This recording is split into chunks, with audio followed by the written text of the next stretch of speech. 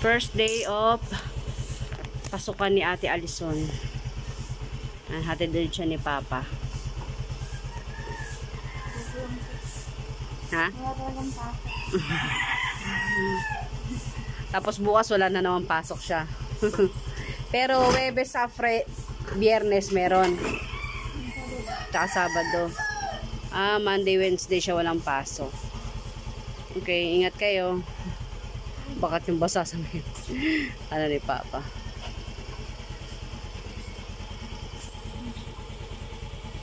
Wala kang dalang tali, anak? May towel ka? Sige, ingat. Ayos ka lang ha. Upo mo, Micaela, ha? Bye-bye.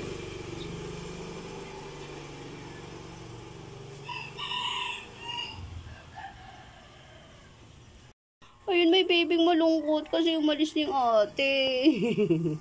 Pag nagpasukan si Choy na mag-isa dito. Kami na lang ni Choy dito. Sad siya yung sad. Sad baby boy. Andiyan pa naka-ready na yung aking i-washing mamaya. Ang ganda ng bahay namin ngayon. Ayan, so umalis na si Mister. Hindi ako nakapag-video kanina guys. Nag-prepare ako ng baon ng dalawa. Kasi nga, si Chuchoy kasi nakikisabay, umiiyak siya, gusto niya nang lumabas, kaya hindi ako nakapag-video kaninang umaga. Ayan, so ngayon, umalis na sila. Pupunta ako dyan sa baba, sa may grocery, bibili lang ako ng mga sabon, ganyan yung makailangan nandito. Ayan, Chuchoy nagmamaktol. Gusto niya ata sumama. Ayan, si Sia tulog pa. Ang pasokan pa nila Sia isa August 29 pa, kaya ayan. Medyo matagal-tagal pa bakasyon niya. Si ate yun, may pasok na siya. Tapos, Monday, Wednesday, wala siyang pasok. Tapos, the rest yun, may pasok siya hanggang Saturday na. Ayan, punta muna tayo ng grocery. Dito lang naman malapit sa amin, sa baba lang. Ayan. Kainin mo yan. Hi guys, dito na ako. Ayan, bumili ako ng dog food ni Choy Choy. Pero ayaw na naman niya kumain. Ewan ko ba nangyayari kay Choy Choy ngayon, nag-iinarte. No? Ayaw niya kumain ng pagkain niya na. Hindi ko na alam. Para kasi nakatikim kasi siya ng pagkain na ng tao. So, parang naano na siya doon. So, yung dog food niya, ayaw naman niya kainin. Ano bang gusto? Ha? Ha? Ano ba? Sinasayang mo lang yung pagkain mo. Ha? Yung ibang aso dyan, walang makain. Tapos, ikaw may pagkain ka, ayaw mo kainin. Bisyoso ka na talaga. Aso kaya yung food mo, dog food. Nakatikim na kasi siya ng pagkain. Nung one time kasi, nawala na kami ng, ng pagkain niya. So, ang pinakain namin is, nakatikim siya ng chicken, ganyan. Kaya yung pagka-chicken yung kinakain niya, yan, ang galing, kumakain. Ano, ha? Tao lang? Ha? Tao ka lang? Ang sarap pala siya sa chicken? Tapos minsan pag wala kaming pakain sa kanya, syempre minsan naubos kami ng budget para sa kanya. Yun, napakain ko siya ng ganyan. Kung ano yung ulam namin, hinahalo namin doon sa kanin niya, yan, kinakain niya naman. Kaya nung time na pag bumibili na ako ng dog food, ayun na niya. Naging na siya. Ayun, kabibili ko lang ng pagkain niya, oh. Ayan, oh. Bili ako ng pagkain niya, para hating kilo yan. Ayun, tatago siya. Na-stress ako kay Chuy. Bumili akong pandesal. Ayan, bumili ako sila ng mga sabon, dilata, para dito, maglalaba tayo. Maglalaba tayo ngayon. Tapos bumili na ako ng cola at Jolly. Pantinda. Ubus na yung Jolly ko kahapon. Nag-defrost naman kami kagabi, kaya sabi ko, ayan, hindi tayo.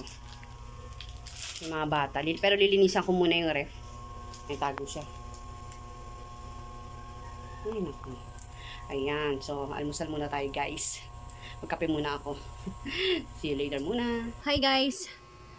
Welcome sa aking channel. Ayan.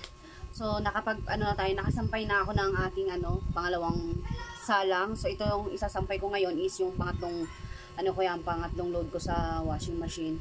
Ayan, tapos nag-load ulit ako ng panibago. Ayan, so kasi nag-stop muna ako. Hindi ko agad to sinampay kasi pinakain ko muna si Sia. Kumain muna kami ng tanghalian. Ngayon, dalawa lang kami. Kasi nga si ate is may pasok na siya. Kasi Mister may work din. So, kami dalawa lang ngayon.